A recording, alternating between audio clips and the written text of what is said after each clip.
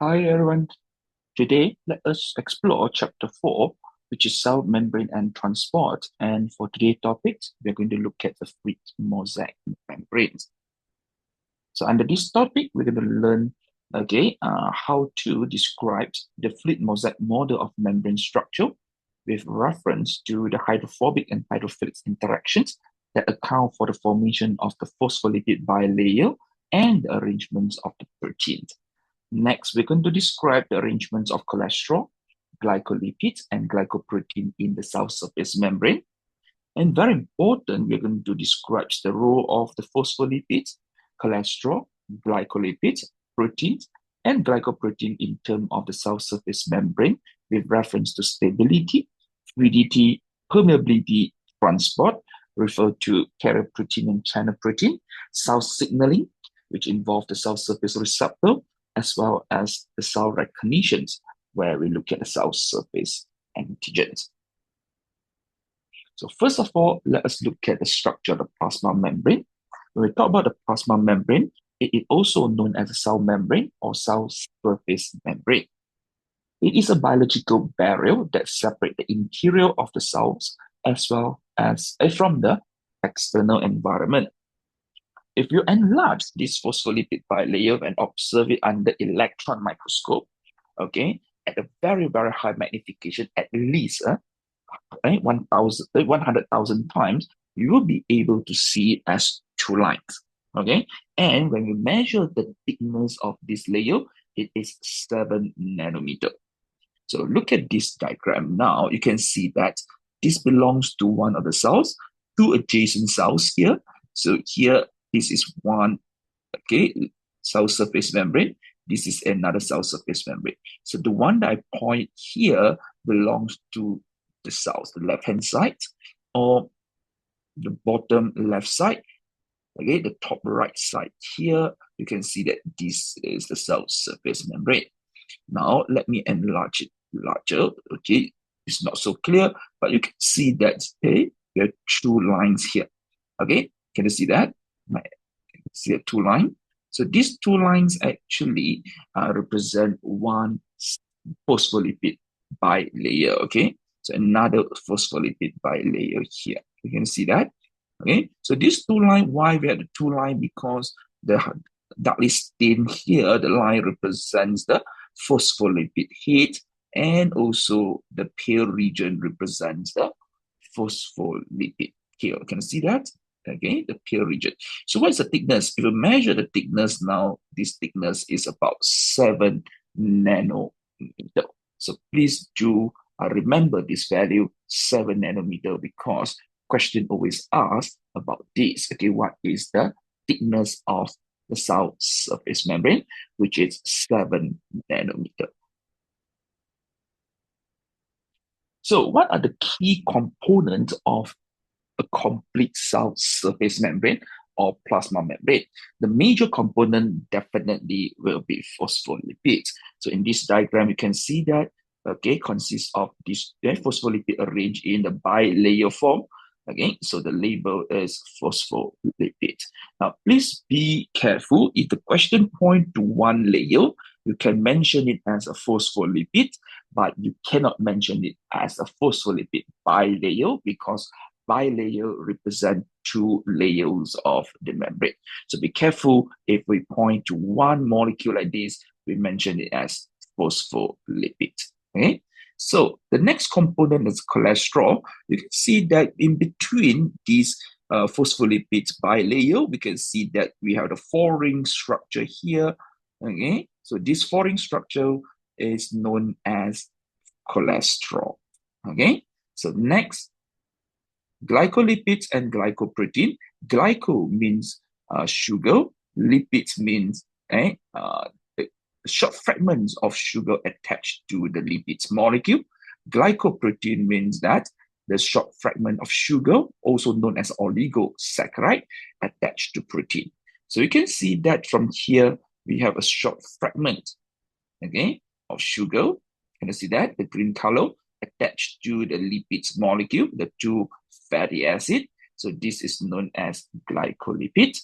And we have this again, can you see that? The structure. a small sugar fragment or oligosaccharide attached to the protein molecule. So this is known as glycoprotein. So the short fragment of sugar, okay, are known as oligosaccharides. So the last component is the membrane protein or subsurface membrane protein. So it's a broad group of protein. From here, you can see that the first type of protein is known as channel protein, also known as a transport protein, where they have a pod like this. So this channel protein also known as a pore protein. So this channel protein, okay, also known as a transmembrane protein because, okay, you can see that the whole structure, they are embedded, okay, through the entire membrane, forming a channel, allow particle to move in and out. So we have another type of protein, partially embedded. Can you see that? They are partially embedded. So this protein is known as the integral protein, but it is not a transmembrane protein. So how transmembrane protein look like? You can see that this one is a transmembrane protein because why? You can see that the entire structure again span through the entire membrane. So this kind of protein also known as integral protein, but specifically we call them as a transmembrane protein. Okay, another type of protein, they do not embed themselves. You realize that this protein, they do not embed themselves. Okay, they just attach to the layer, or we call it the phospholipid head in this way. So this kind of protein is known as the peripheral protein. The word peripheral means that at the start. Okay, so that's why we call it as a peripheral protein. So the membrane is known as selectively permeable.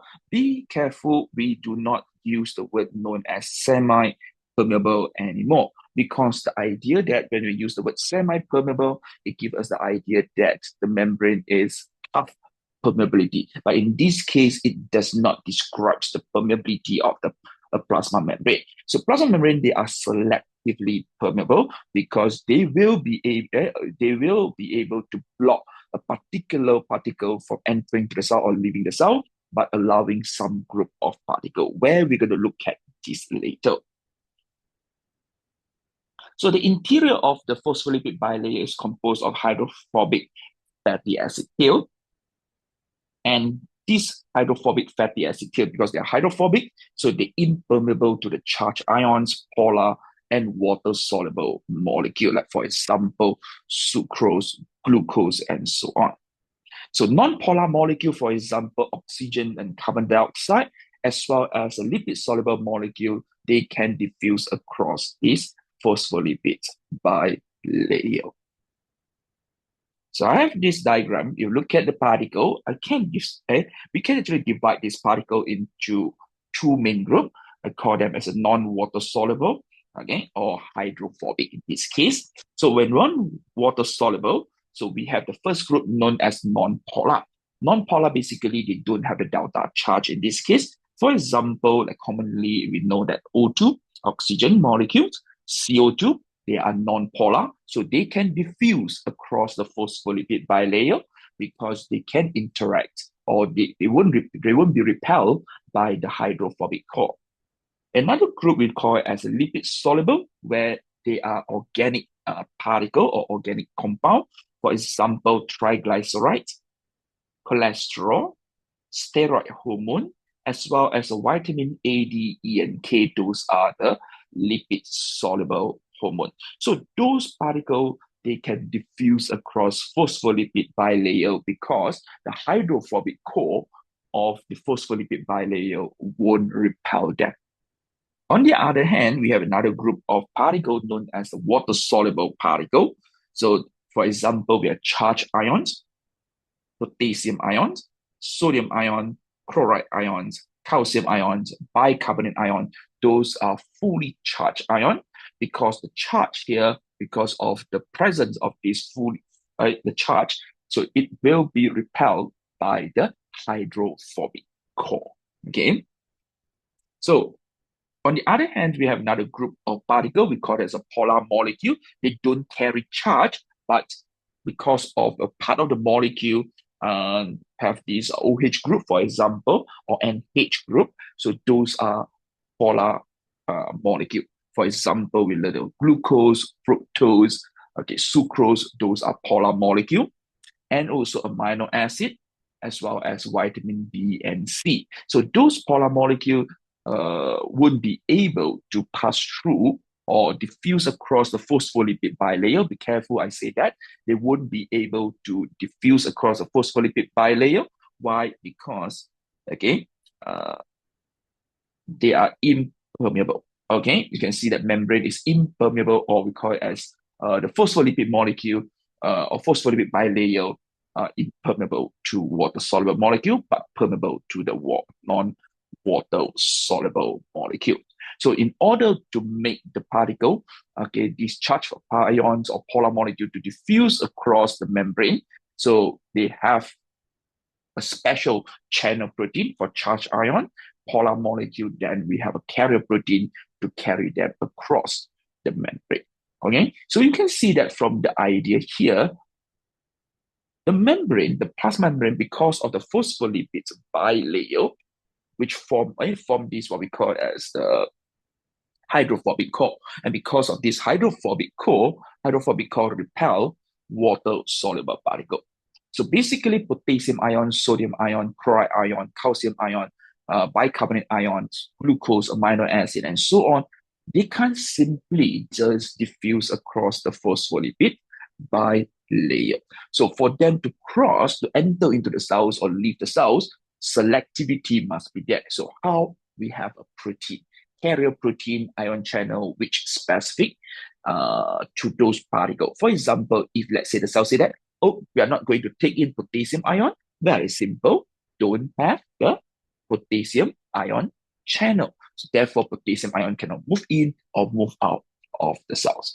Okay. On the other hand, for non-water soluble molecules such as O2, CO2, triglyceride, cholesterol, and so on, they have no issues to pass through or diffuse across the hydrophobic core. Why? Because they can interact with this hydrophobic hydrocarbon tail or fatty acid tail.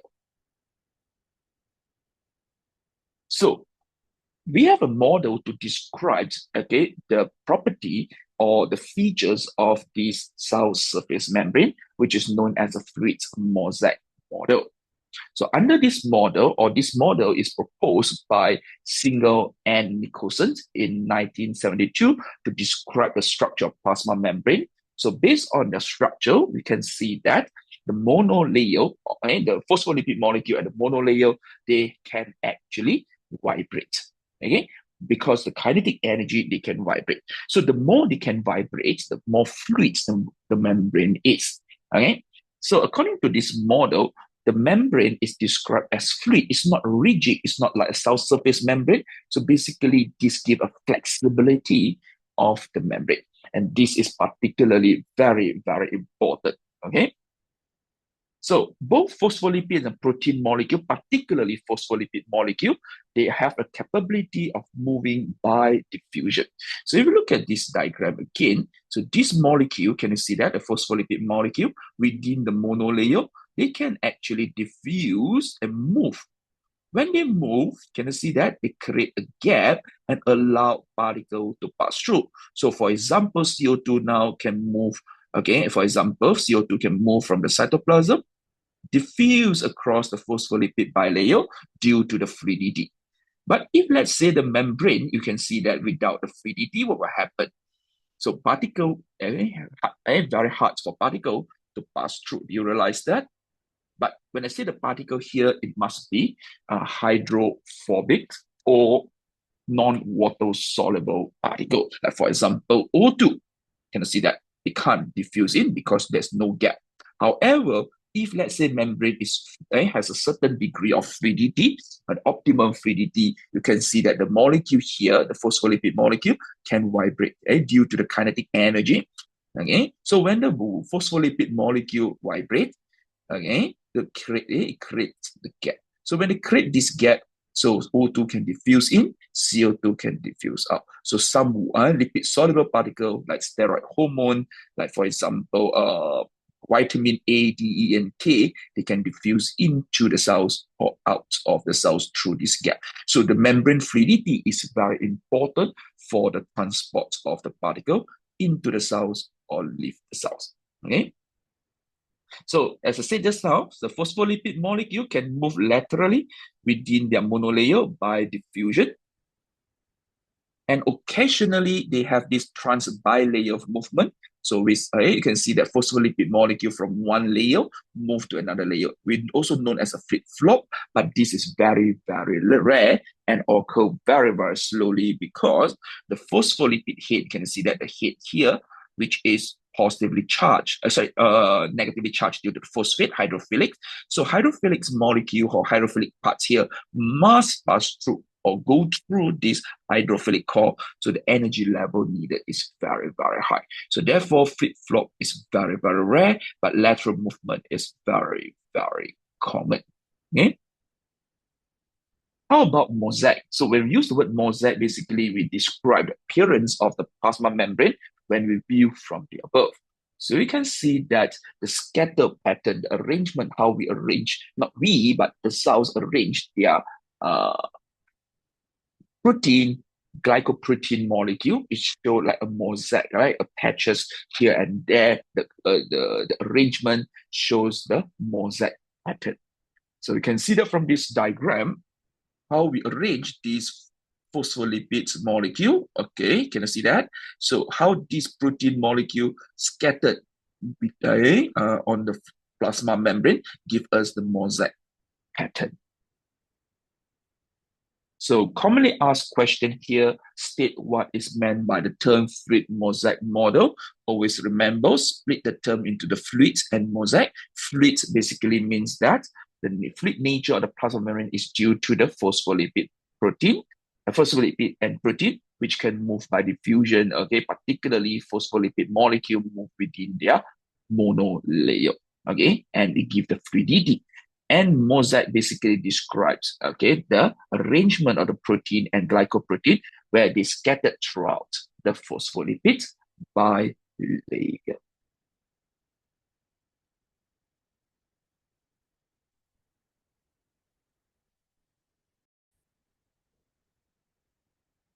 Okay, next, let us look at each component and their role within the plasma membrane. So first, let us explore major component, which is phospholipid molecule.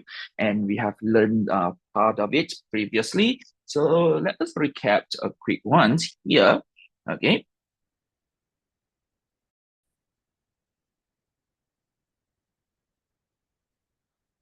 Next, let us look at the phospholipids molecule. Okay, how the structure of a phospholipid molecule and how the structure of phospholipid molecule make them suitable to be the phospholipids by or to form the phospholipids bilayer. So we know that phospholipids are the key component. They are the major components of the plasma membrane. And each phospholipid molecule consists of two fatty acid. Can you see that? Two fatty acid chain attached to a glycerol. Okay, you can see the glycerol molecule and two fatty acid tail. And this fatty acid tail can be a saturated fatty acid or unsaturated fatty acid. And the third carbon, can you see that? So this is carbon 1, 2, and the third carbon, okay, of the glycerol backbone is bonded to a phosphate group. And these phosphate groups, sometimes they can attach to some polar H group to increase the interaction. For example, we know that if you look at the triglyceride, so with the glycerol and three fatty acid, they are lipid soluble. They are hydrophobic. But now you can see that with the phosphate group negatively charged and some polar head group that attach to the phosphate group. So you're making these groups, okay, the glycerol, with the CO bond O here, and also the charge group here.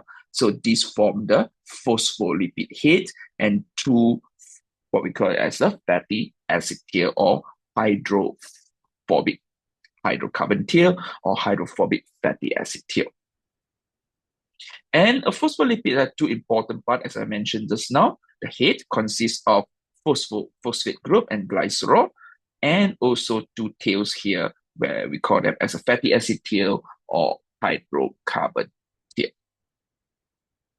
So the head composed of the phosphate group and the glycerol molecule. So they are hydrophilics. So basically, they can interact with water molecule, okay, surrounding in water molecule. So to form a stable interaction, making the membrane stable. So the two tail, on the other hand, they are hydrophobic. So what they do, they form what we call as the uh, hydrophobic core, and this hydrophobic core actually blocked or stopped the hydrophilic molecule to pass through this membrane. So the phosphate group in the phospholipid can be modified by additions of the charge or polar chemical group, such as choline in phosphatidylcholine, as well as serine in the phosphatidylserine. So those choline group and serine groups, they are polar, so they increase the interactions of the phospholipid molecule with the surrounding water molecules, so stabilize the membrane.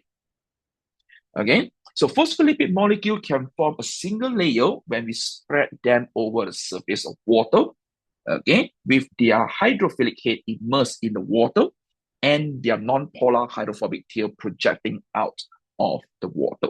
So you can see that in this diagram, if we spread them in a one single layer like this, so what we can see that the hydrophilic,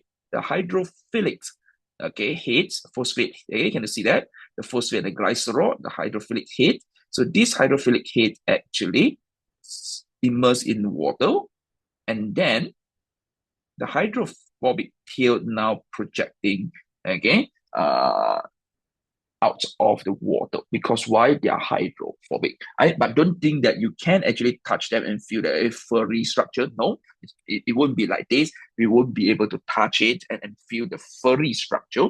But from this diagram, we can see that it shows the property of a phospholipid molecule, where the hydrophilic head interact with water molecule and the hydrophobic tail now away from the water. So they form monolayer if you gently spread them over the surface of water.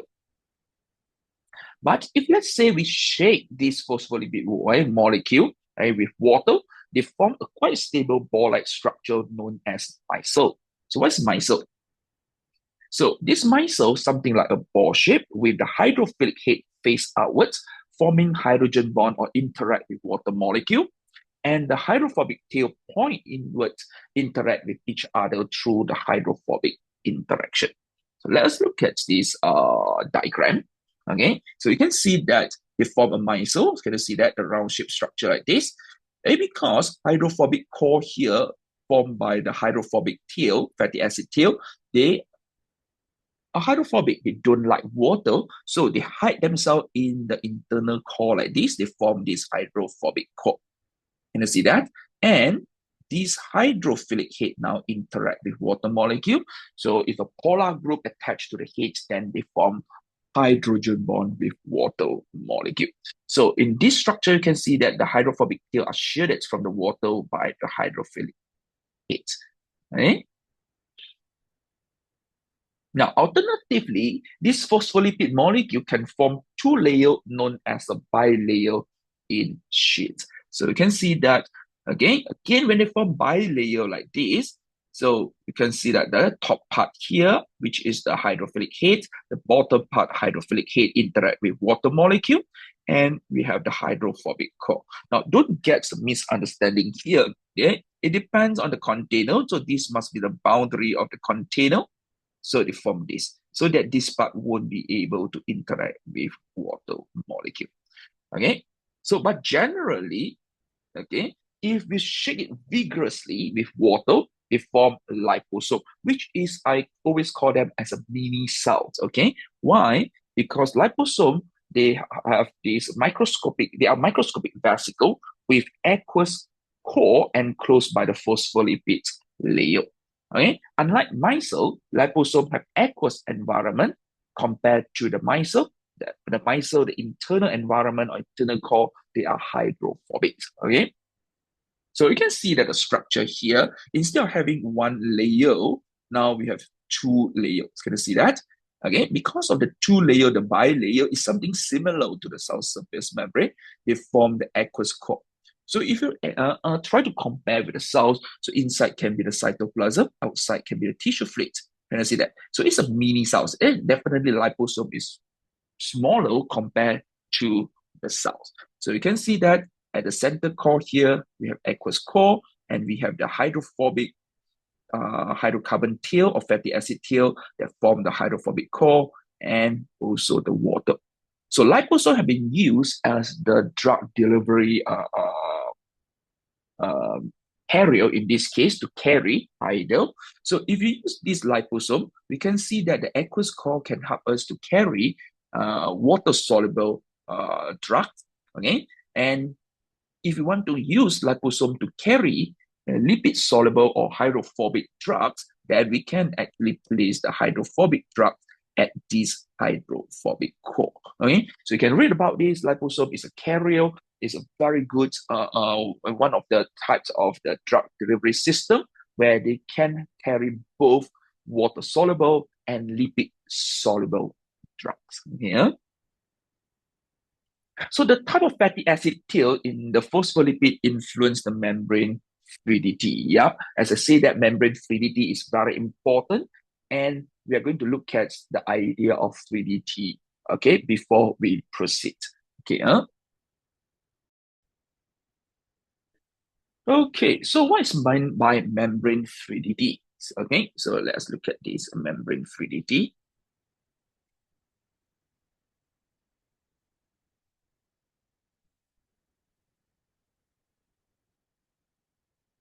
So we talk about membrane fluidity, we always refer how tightly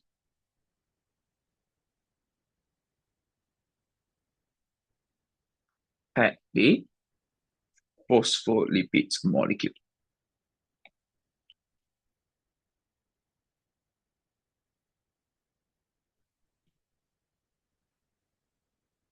Okay, so let's look at, okay, in terms of membrane fluidity.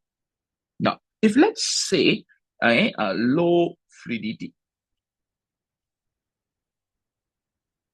So what's meant by low fluidity? When low fluidity, we actually pack the phospholipids molecule tightly.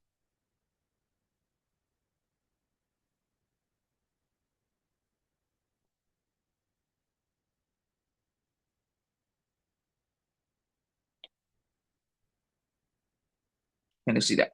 Okay, low fluidity. So when low fluidity, when you pack them tightly, you can see that very small space and room for them to vibrate. Right? Still remember, we see the fluid mosaic model. So fluidity, when there's a low fluidity, basically the molecule, phospholipids molecule can't move. Can you see that? So they can't create the gap. So particle may not be able to move out. So for example, this inside the cell CO2 want to diffuse out in A is very difficult, okay, because why? There's no gap. Okay, so low fluidity actually will affect the rate of diffusion. So this low fluidity occur particularly when the temperature is low. When temperature is low indicates that the kinetic energy is low. So low kinetic energy makes the molecule less vibrate. So therefore, the fluidity is low. Okay? So on the other hand, when temperature is high, then you can see that because a particle gains the kinetic energy. So we have a increase the fluidity, the membrane fluidity. So where you can see that when temperature is high, so molecule, each phospholipids molecule, they are slightly distant apart. Why? Because of the kinetic energy. They gain kinetic energy. So, okay, this happens when the temperature, higher temperature.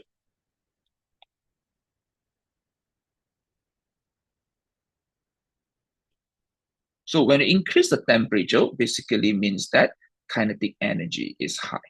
So when kinetic energy is high, then this particle absorb the heat energy, convert it to kinetic energy, so they start to vibrate. So more and more start to vibrate, okay, and move. Okay, so when they move, they create the gap, so allow the particle, like say for example, just now we use CO2, now CO2 can diffuse, okay, from the cells out. So that's very important for organism to maintain a certain level of fluidity. It cannot be too rigid, too viscous, and it cannot be too fluid. Okay, because too fluid membrane become weaker. Okay, so that is the idea of membrane fluidity. So always think about when I want to check whether the membrane fluidity is high or low, always check whether how we pack this phospholipid molecule. If we pack the phospholipids molecule tightly, right, very little space for them to move, and the vibration is low, therefore this membrane fluidity is low. But when the phospholipid molecule can move and can diffuse, okay, within the monolayer, so therefore the membrane fluidity is high. So definitely membrane fluidity is affected by temperature. Understand? Because lower temperature, kinetic energy is low, less vibration, fewer molecule or phospholipid molecule can vibrate. So therefore, membrane fluidity is low, and this is bad. Okay, I mean, in terms of the exchange channel, right? For example, O2 and CO2 may not be exchanged, effectively. However, if let's say temperature is high, now you can see that the kinetic energy, right? Because a temperature high indicates that kinetic energy is high. So this kinetic energy, okay, because this phospholipid molecule gains the kinetic energy, so they vibrate. So when they vibrate, they create the gaps or pore to allow O2 and CO2 to diffuse in and out by diffusion.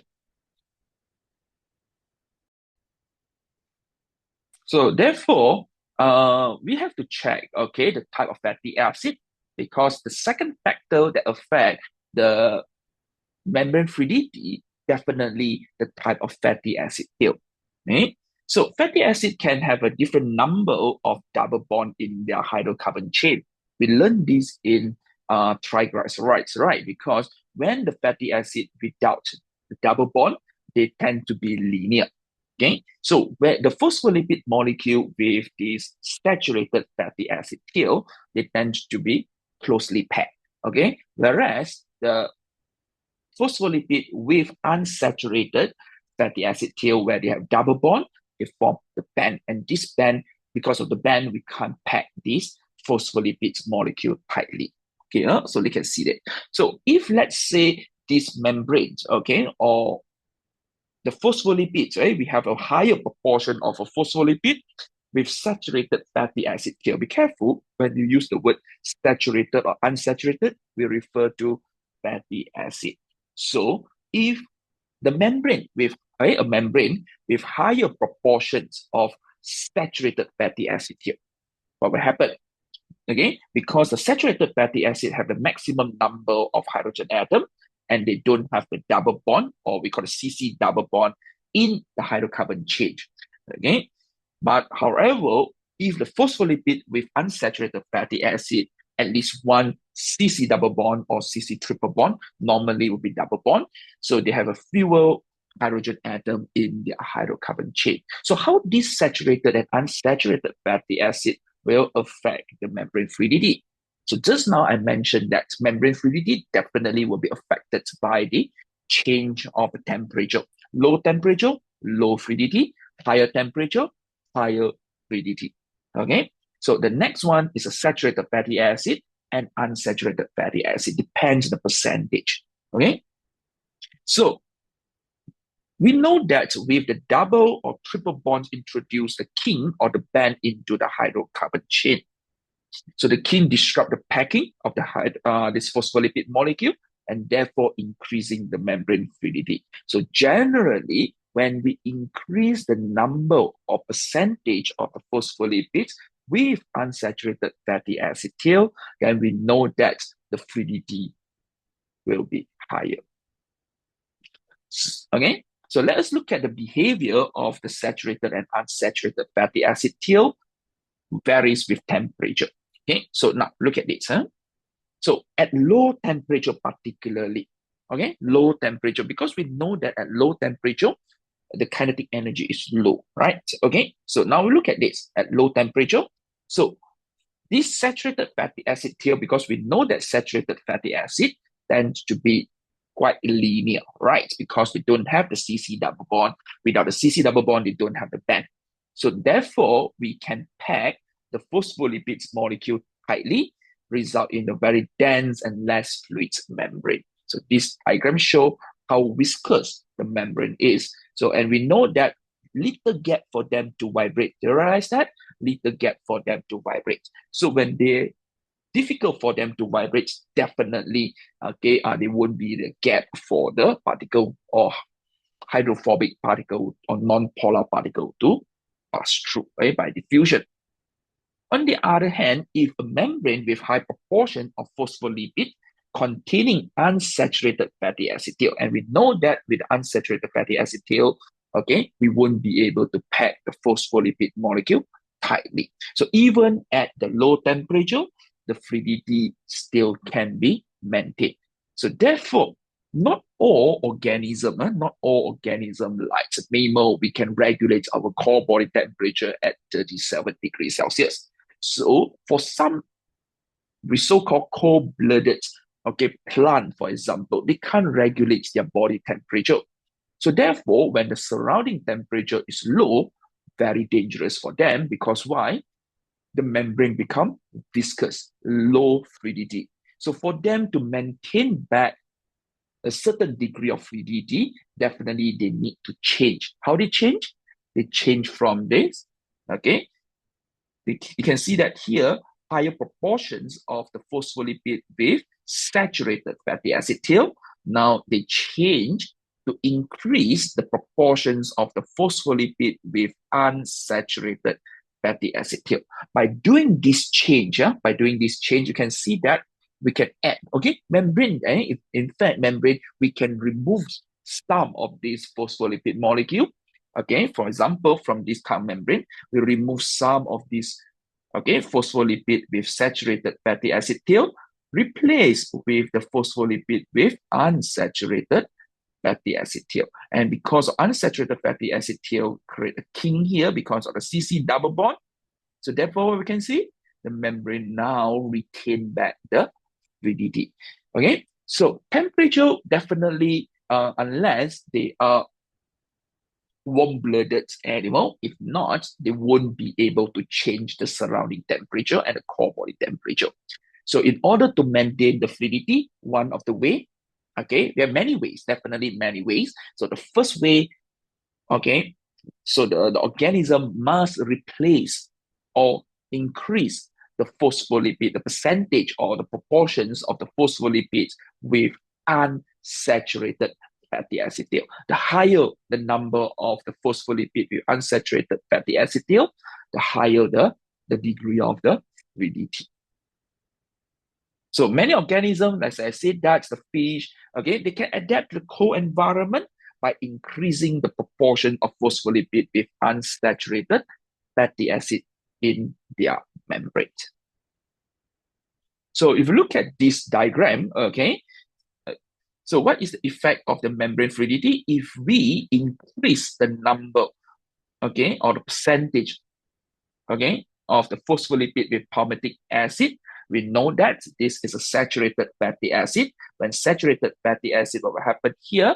Saturated fatty acid tends to form linear, so nicely packed. So if a nicely packed in this case, definitely decreases the membrane fluidity.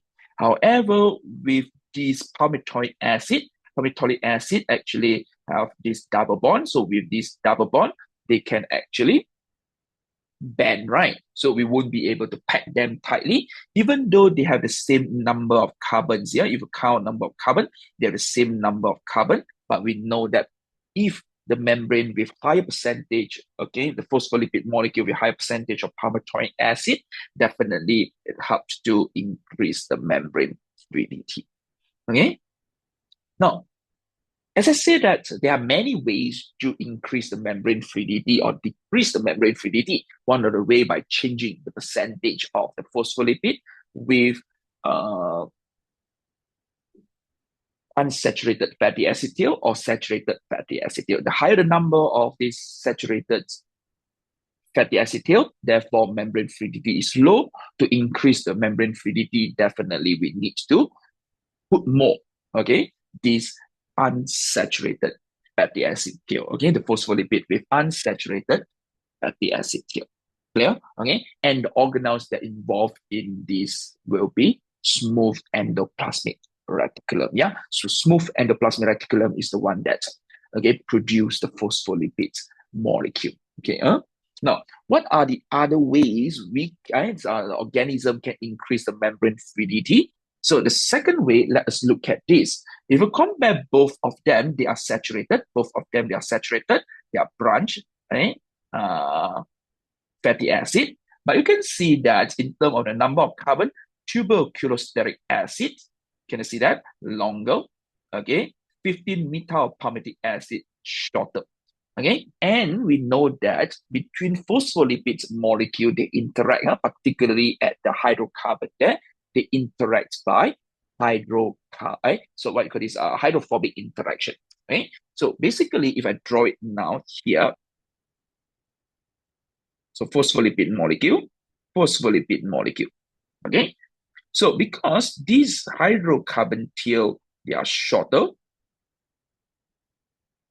So when they are shorter, the intermolecular force will be weaker. Correct? Right? Compared to a phospholipid molecule with long fatty acid chain. Okay, so because you can see that these, okay, the hydrocarbon tail of fatty acid tail here longer. When longer basically means bigger, right? Bigger molecule, larger molecule, the intermolecular force will be stronger. So when weaker, they will be distant apart. When stronger, they attract each other, so they are close to each other. So you can see that when we have shorter fatty acid tail, so the intermolecular force actually weaker, they are distant away. So basically, they have the gap. Correct or not? We don't pack them tightly, so molecule can move in and out by diffusion through the gap. However, if this fatty acid longer, when they are longer, intermolecular force, the hydrophobic interaction will be stronger. So they tend to be closer in this case. So less molecule can move in and out through the gap. So therefore, if you have a longer fatty acid tail, definitely decreases the membrane fluidity. But if the fatty acid is shorter, okay, therefore increases the membrane fluidity. Okay. The last one, which is quite rare, okay, we have learned about cis fatty acid and trans fatty acid. When you look at the cis fatty acid, as I mentioned previously, cis fatty acid because of the CC double bond and the cis arrangement where we have a two small molecule or two small atom, okay, at one side and two long, okay, molecule or functional group at at another side. So basically, when you look at this CC double bond, so H and H, so large molecule. So you can see that the overall structure will form a band. You realize that? It form a band in this case or form the king. However, if we have a trans fatty acid, which is not a natural, very, very rare, we have naturally occurring fatty acid in the trans form, very, very rare. So normally, organism produce this fatty acid compared to the trans fatty acid. So what is the effect of trans fatty acid? So as we mentioned previously in chapter 2, when the trans fatty acid, you can see that we have a small molecule or small atom, but they do not, right? They are not at the same site. So making, if you have a large molecule like this, a large molecule like this, what will happen? So the whole structure tend to be linear. Can you see that? Quite straight. So therefore, when they are straight, okay, in this case, so when we use them to form the phospholipid molecule, the phospholipid molecule with the trans fatty acid can be closely packed. So therefore, decreases the fluidity.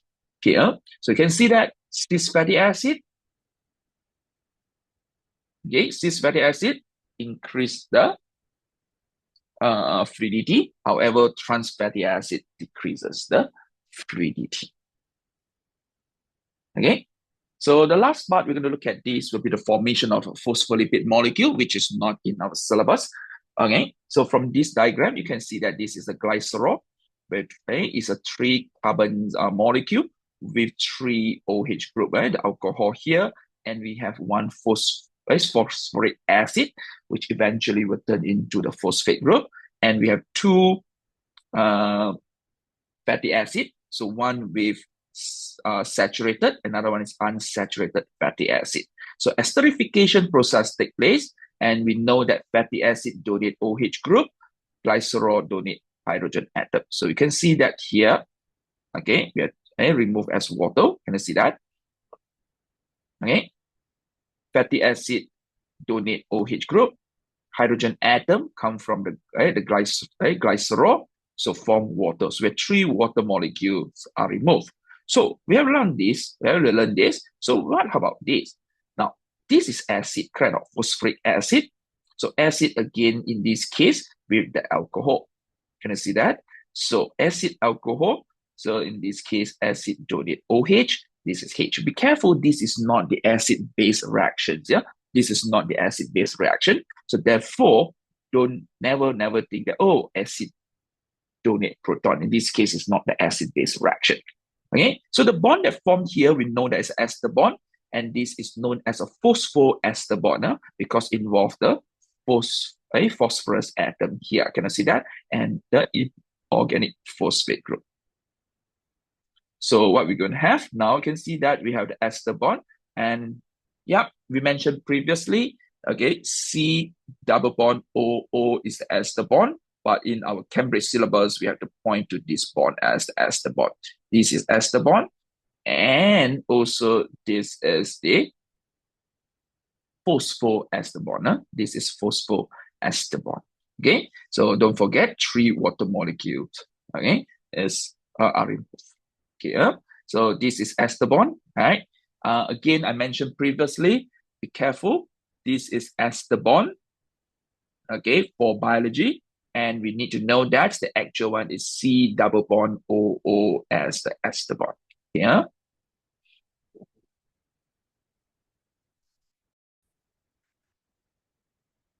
Okay, so we have done for these phospholipid molecules. So the next component is known as cholesterol. Yeah. Okay, so cholesterol is a lipid molecule. Okay, and particularly synthesized by animal cells, but not the plant cells. Okay, so later I'll explain about this. But at this moment, when talk about cholesterol, okay, very important. We learned previously, cholesterol only produced by animal cells, but not the plant cells. So does it mean the plant cells they don't have cholesterol? No, they do have something similar to the cholesterol known as a plant sterol. Yeah. Okay. So if you look at the structure of cholesterol, this structure of cholesterol is known as amphiphilics. Amphibian, we learn about these words, okay? Amphibian. So it's amphiphilics. Amphiphilics, basically, the molecule have a small part, let's see, you can see that OH group here. So this OH group, actually, they are hydrophilics. They are too small. They are too small to interact with water molecule, right? Only a small part. But the remaining part here, can you see that? The remaining part, so this remaining part, actually, you can see that hydrocarbons, am I right? So basically, they are hydrophobics or lipophilics. Right? They dissolve or they form the hydrophobic interaction. Clear? Yeah. So if you look at these, they have a small part which is hydrophilics.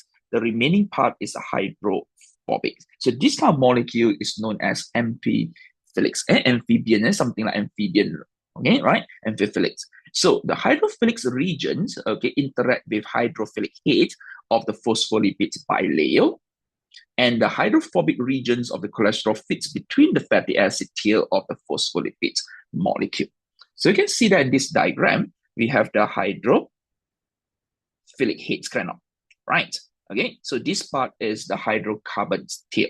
So hydrocarbon tail, we know that they interact with each other by hydrophobic interactions. And these hydrophilics, okay, head interact with water molecule, right? But again, when they have the polar special polar groups they attach to them, like serine and choline. So then they can interact with water molecule by forming hydrogen bond. So at the same time, you can see that because they're hydrophilics, and this OH group, this OH group, so OH group can interact with water molecule and interact with the hydrophilic heads. So therefore, this heat actually form the interactions with the hydrophilic layer. Okay, and these four rings, 1, 2, 3, 4, a special characteristic of the cholesterol, okay, with this four ring structure. So because they are hydrophobic, so they form hydrophobic interactions with the hydrophobic tails of the phospholipids molecule. Okay, so that's why we call it as amphiphilics, because some part like water and other parts they don't like water. Okay, so basically this four ring structure, can I see that the cholesterol? So this part, hydrophobic part, actually form parts of the hydrophobic core. Yeah, can I see that hydrophobic core? Okay, so they have a similar property as this hydrophobic core, right? They repel, okay, hydrophilic particle. So be careful when you talk about the cholesterol. Okay, cholesterol serves as a bidirectional regulator of membrane fluidity. Okay, this is very, very important. Okay, so at low temperature, when low temperature, we know, okay? So when low temperature, phospholipid molecule, they actually pack nicely, correct? Not we pack them nicely. So if they pack nicely, basically means that the vibration, the space for them to vibrate is very, very low. Correct not? So therefore, the membrane fluidity is low. Yeah? We know that. Okay. But if we add this, we increase the number or the percentage of cholesterol in the membrane, what will happen? This membrane prevents the phospholipid from clustering together. So therefore, maintain back the membrane fluidity. Okay. At a high temperature, on the other hand, because high temperature, these phospholipids molecule, they tend to be far away, correct? Because of vibration, because of kinetic energy. So what happened? The membrane become too weak or too fluid. So in order to maintain back the membrane fluidity, okay, and also the membrane structure, so therefore cholesterol actually some sort like holding, okay, these phospholipid molecules so that they won't be distant away or too far away from each other and result in the a formation of a weak membrane. Clear? So let's look at this. No, now let's look at this here. Okay, in terms of the role of cholesterol. Okay, all right. First, as I said that, okay, when temperature at low temperature. So now you can see that the molecule, okay, the phospholipids molecule, you can see that, okay, we arrange them tightly. Why we arrange them tightly? Because the low kinetic energy, okay, so this is without cholesterol. So without cholesterol, you can see that's the fluidity, low fluidity, okay, because I say that when talk about fluidity, we always mentions about the packaging, how we pack them. If we can pack them tightly, low fluidity. So now, how we increase back or maintain back the fluidity? It's bad, right? At low temperature, as we know that, because why? Particle cannot move in and out. So that, right? Can you see that? Difficult, right? How to diffuse, right? For example, O2 want to diffuse in, CO2 want to diffuse out. Okay, it's difficult for them to do so. Okay, so what we can do, the cells, okay, to increase back the fluidity, we can always increase the percentage of cholesterol in animal cell. So when we increase the percentage of cholesterol, what will happen? Now, we have the phospholipid molecule. Phospholipid molecule. Now, they can't tightly pack. We can't tightly pack them anymore.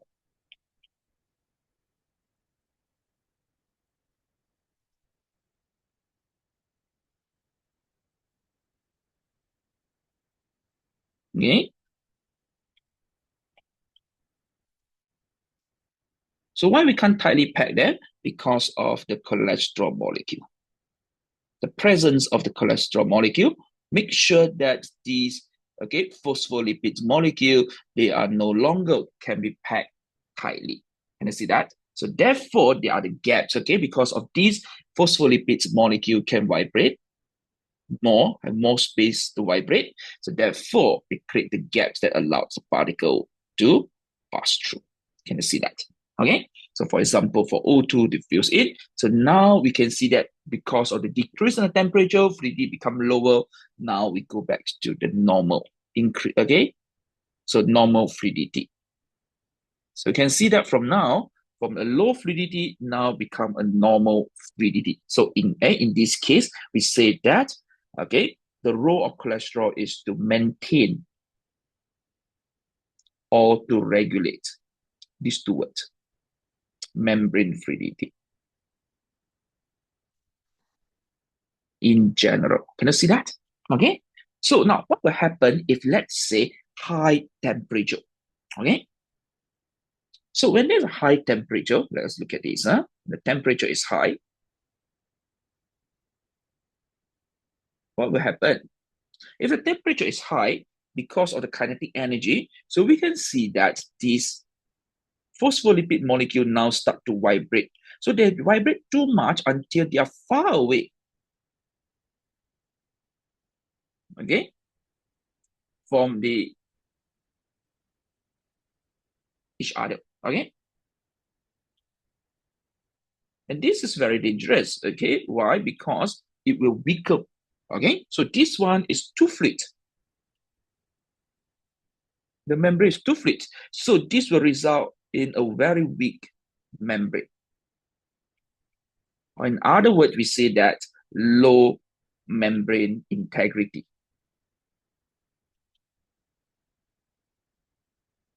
And this is very, very bad because, yeah, particle can move in and out, but there will be a leakage of the cytoplasm and there is a tendency to break the membrane.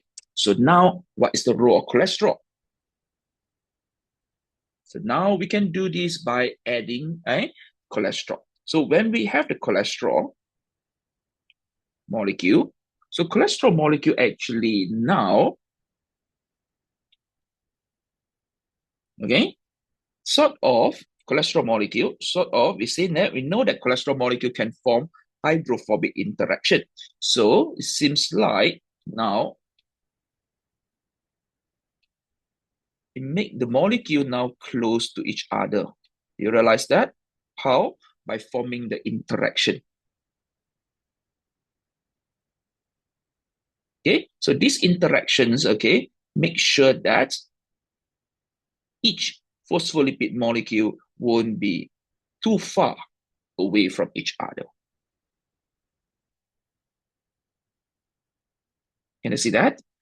Okay, so in this case, it become so normal fluidity.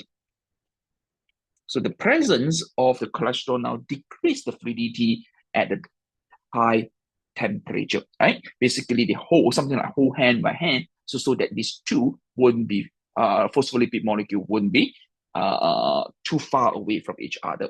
Okay, so in this case, we can see that they maintain membrane integrity. Okay, so I want to take notes here. Okay, take note. Sorry.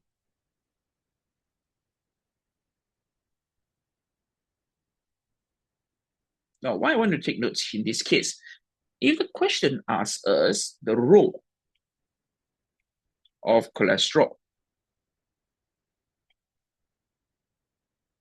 very simple, only one answer.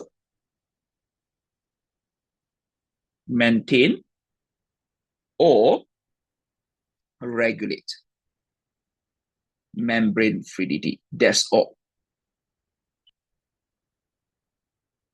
Understand? Okay. You must mention maintained or regulate. Okay. The cholesterol molecules maintains and regulates the membrane fluidity. Okay. Now, if this is 1 mark question, but if let's say question asks more, let's say in this case I say that 1 mark, then very simple, regulate. But when the question asks the roles of cholesterol. Okay, 2 marks. But in this case, then you have to mention temperature because the temperature dependent. Okay, so at low temperature, okay, so cholesterol, okay, increases the membrane fluidity.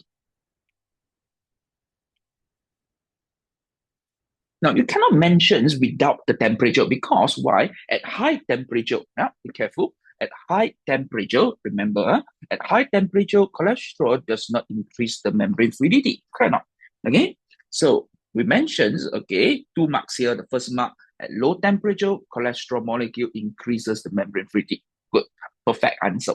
Okay? But at high temperature,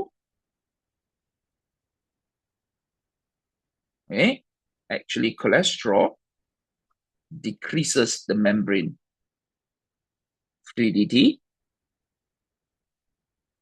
hence maintain the membrane integrity. Okay, so be careful how the question actually asks. Okay, so please do take notes on this. Role of cholesterol, 1 mark, straight to the point, maintain or regulates the membrane fluidity. If you want to use increase or decrease the membrane fluidity, you must mention the temperature because cholesterol only increase the membrane fluidity at low temperature but decreases the membrane fluidity. Don't make the membrane or make the membrane less fluid. Why? Because if high temperature, phospholipid molecule are away from each other, further away from each other. So cholesterol actually hold them back together. Okay, so therefore, please do take notes. Okay. Okay, so as I mentioned, plant cells lack cholesterol but contain a related compound known as sterol or plant sterol, which have the similar functions in regulating the membrane fluidity, okay, or maintaining membrane fluidity. The next component, we're going to look at the glycolipids and glycoprotein. Okay, so basically the lipid or protein on the surface of cell membrane, they have this short sugar fragment or carbohydrate chain known as oligosaccharides, extending outwards from the cells. Yeah.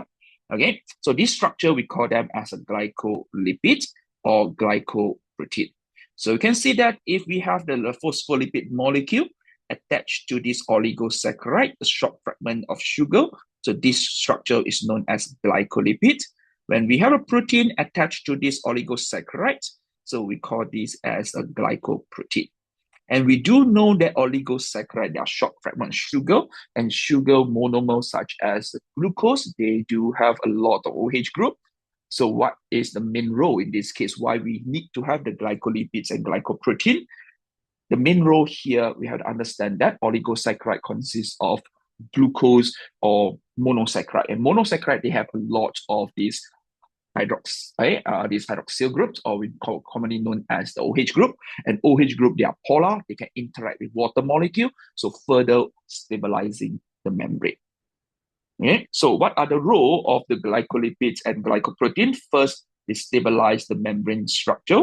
So the short carbohydrate change of these glycolipid and glycoprotein and short carbohydrate oligosaccharide, as I mentioned just now, consists of glucose molecule.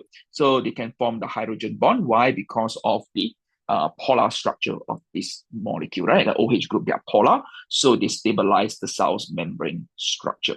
Okay. So they also act as a receptor molecule. Okay. So what's meant by receptor molecule?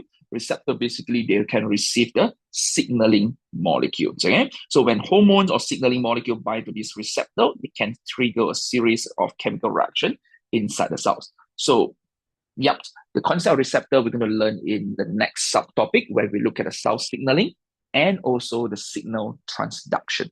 Okay, so next they also serve as the antigen. Okay, so for the cell recognition. Yeah, so always remember they are antigen. They are receptor molecule, so they involve in the recognition between the cell and cell. How we know that this is a foreign cell, this is our own cell. Okay, so we look at the antigen. So with the two type of antigen, we have the self antigen versus a non-self antigen. So the recognition, how we check their glycolipids and glycoprotein. So let us look at this diagram. Okay, so we can see that we have the sugar change of the glycoprotein because of the oligosaccharide bind to this protein structure, and we have this sugar or oligosaccharide bind to the phospholipid molecule. So therefore, this is a glycolipid, this is a glycoprotein. So if a question asks, okay, which side? The top here is the tissue fluid or external environment. This is whether this is external or this is external. Look at this. If the top part here is external or the bottom part here is external environment, always check for the presence of glycoprotein or the oligosaccharide. Why? Because oligosaccharides here, they functions as the self-recognition. It's like a car plate number, right? Okay. If let's say we have 10 cars, same car, how you know which one is your car? We recognize the car plate. Correct not? So how we recognize the cells based on the antigen and also the receptor. So antigen and receptor must present at the external region. So therefore, this is the external environment. This must be the cytoplasm. Okay. So the last component where we're going to learn will be the membrane protein. Okay. So we know that in terms of membrane protein, we have integral membrane protein and peripheral membrane protein. So integral membrane protein, also known as intrinsic protein. Okay. So they have one or more segment embedded within the phospholipids by layer. Okay. So most integral protein have hydrophobic side change that interact with the fatty acid groups of the membrane of phospholipid, anchor them to the membrane. So many integral proteins span the entire phospholipid bilayer and refer as a transmembrane protein as well. Yeah. Okay. So transmembrane proteins are integral protein, but not all integral proteins are transmembrane proteins. On the other hand, we have this peripheral membrane protein, okay? So also known as extrinsic protein. So they do not interact with the hydrophobic core of the phospholipids by layer. So they are typically bound to the membrane, either indirectly through the interaction with the integral membrane protein or directly by interacting with the polar head groups of phospholipids. Let us look at how the structure and the interaction of R group with this phospholipids molecule. So let's look at these two different type of protein, integral protein as well as peripheral protein, and how they interact with the phospholipids molecule. So let's draw a phospholipid molecule. Oops, let me use a black color. Hey, what happened here?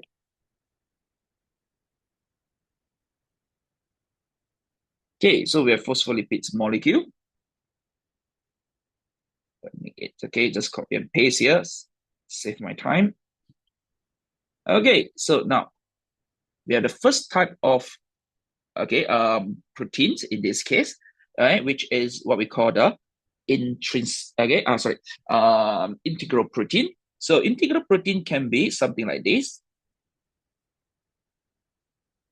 Okay, the protein partially embedded.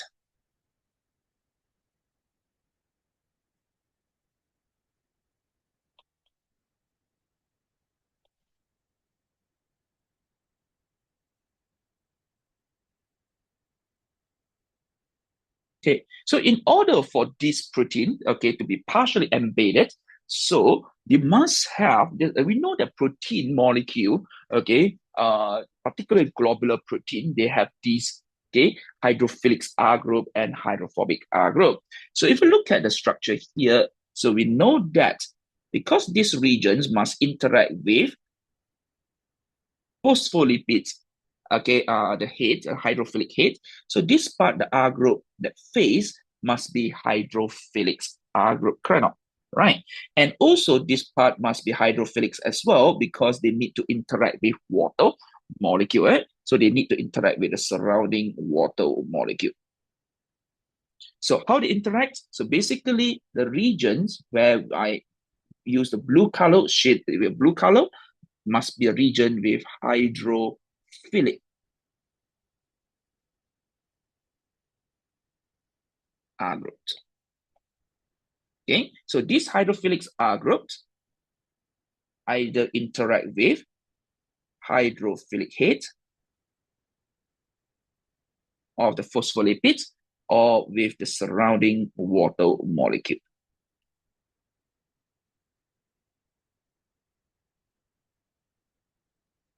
Okay,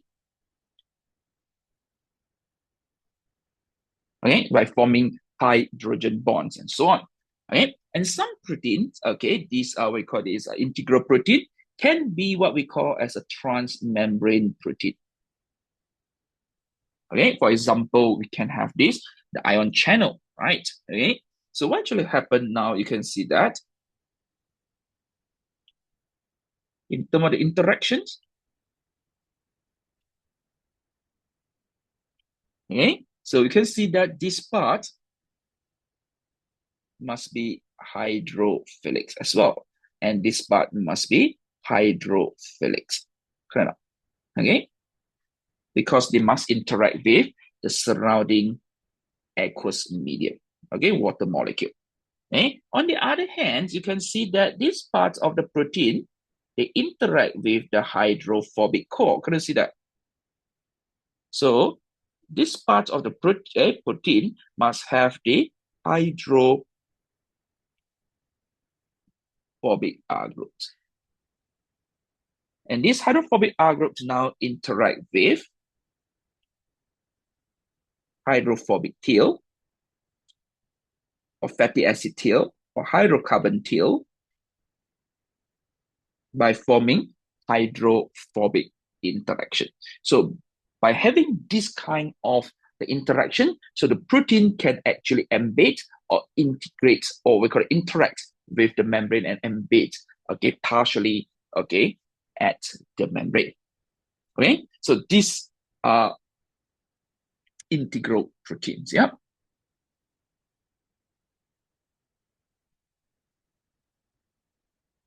Okay? On the other hand, we have what we call the peripheral protein.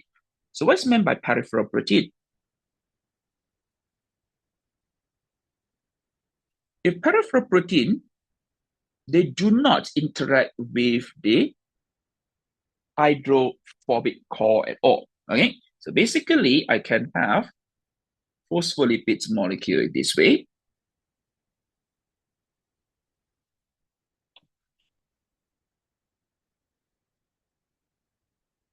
Okay, I may have this in a integral protein. This is integral protein, not the peripheral protein.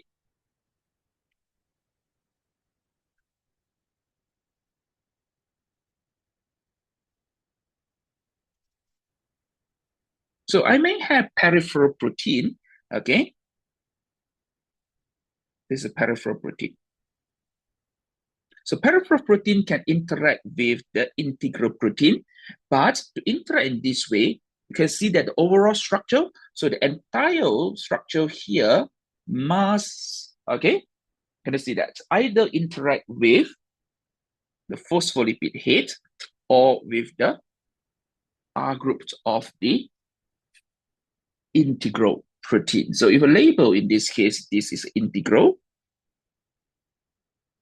okay, this is the peripheral protein. Okay, so the entire structure here must form by the hydrophilic R group, where these hydrophilic R groups must interact with the hydrophilic head of the phospholipids molecule. Or not, okay? So that they can anchor on or attach themselves to the phospholipids by layer. Or they can interact with parts of the integral protein. Okay? but they never interact with the hydrophobic core of the phospholipids bilayer. Impossible, because why? They don't have the hydrophobic R group that point towards, okay, and embed themselves. If they have, they will become the integral protein rather than the peripheral protein. Okay.